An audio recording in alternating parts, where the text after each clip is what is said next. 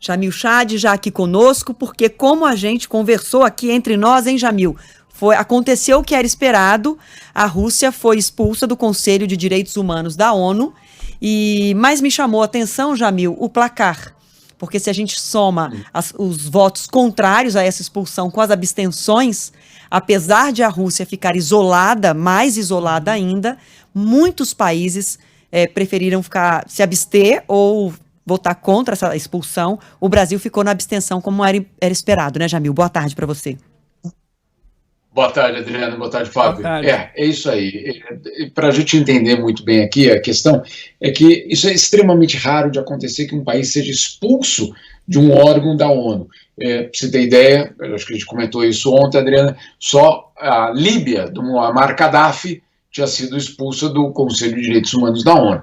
Nem a União Soviética, durante a Guerra Fria, foi expulsa do que era, na época, a Comissão de Direitos Humanos. Então, você tem aí, obviamente, algo extremamente raro. Agora, o que é que diz a regra na ONU?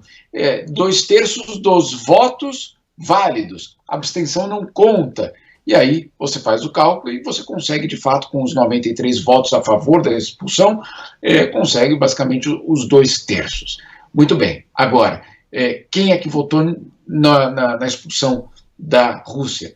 Praticamente, eu diria, o Ocidente. O Ocidente, claro, com Austrália, Nova Zelândia, Japão, enfim, os aliados do Ocidente, mas em grande parte, Europa, Estados Unidos, América do Norte e muitos países da América do Sul também. Colômbia, Argentina, Uruguai, Chile, Equador, enfim, quase todos ali. Agora, quem é que votou contra? Vamos primeiro pegar o bloco daqueles que foram contrários. Um bloco complicado, viu, Adriana? Cuba, Coreia do Norte, Venezuela, Irã, enfim, eu não diria que são grandes democracias, para colocar de uma forma mais leve, né? Ou seja, as ditaduras votaram a favor da Rússia, ficaram ao lado da Rússia, as ditaduras ficaram ao lado da Rússia. E aí você tem esse bloco do meio, 58 países que optaram pela abstenção, entre eles o Brasil. A abstenção é aquela situação em que você simplesmente decide não tomar uma decisão, né? Então, Brasil, quase todos os africanos também optaram por isso, e alguns outros países, aí principalmente na Ásia. O resultado final é que a Rússia vai, no caso, ser expulsa do Conselho de Direitos Humanos. Mas aquela ideia de que há um consenso internacional de isolamento da Rússia não cola.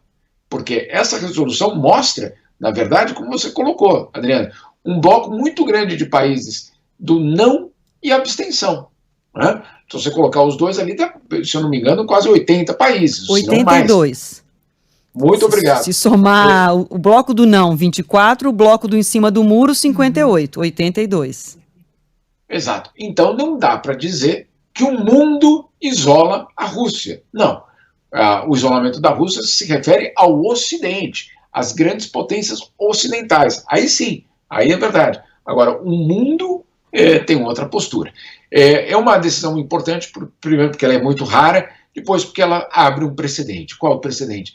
Eventualmente nós teremos aí nos próximos anos, de repente, algum país sugerindo a expulsão dos Estados Unidos, por exemplo, do Conselho de Direitos Humanos, caso os americanos façam algum tipo de invasão, algum ataque contra algum outro país.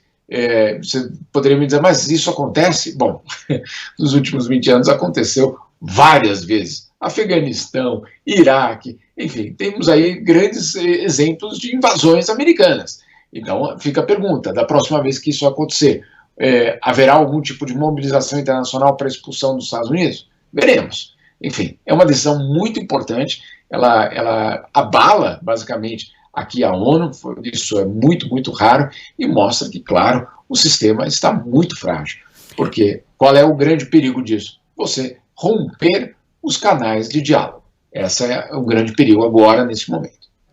Jamil, deixa eu abordar com você um ponto da discussão que muitas vezes, quando a gente está trazendo informações sobre a guerra na Ucrânia e sobre, enfim, todos os crimes de guerra atribuídos ao Vladimir Putin, alguns ouvintes colocam assim para a gente, mas será que não estamos comprando demais a versão ocidental, não estamos nos alinhando à versão americana e dos europeus e de alguma forma, tentando entender a posição de abstenção do Brasil. Mas o fato que eu queria argumentar com você é o fato de condenar a Rússia pelos crimes que agora estão sendo revelados com todas as imagens de Bucha e de todos os corpos em valas comuns e pessoas que foram mortas amarradas com tiros na cabeça, que são as imagens e as informações que a gente está recebendo.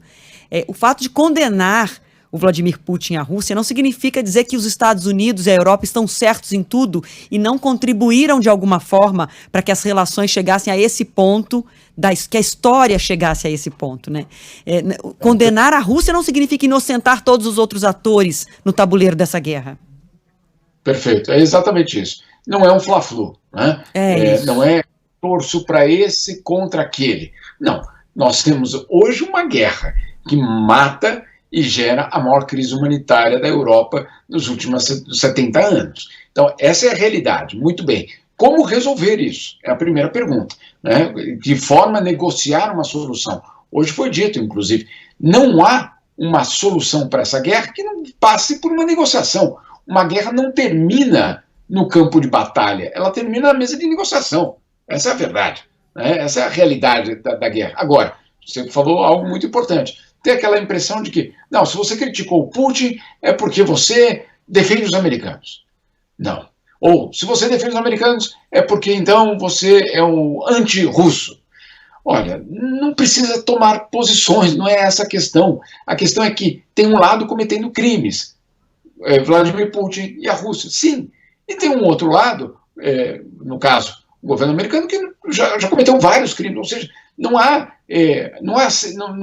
vamos simplificar o que é extremamente complexo, porque é muito complexo, essa guerra é muito complexa, as relações internacionais e a geopolítica são extremamente complexas. Então, achar que tem um lado bom e um lado mau é tentar olhar, eu entendo até, porque facilita a compreensão, mas não é a verdade, né? Esse é o problema da história. Agora, cada vez que a gente fala, por exemplo, eu tenho visto também a mesma reação, Adriano, você escreve uma matéria e fala que a ONU descobriu crimes de guerra em tal lugar, na Rússia, ou liderado pela Rússia, imediatamente os comentários são, mas e os Estados Unidos?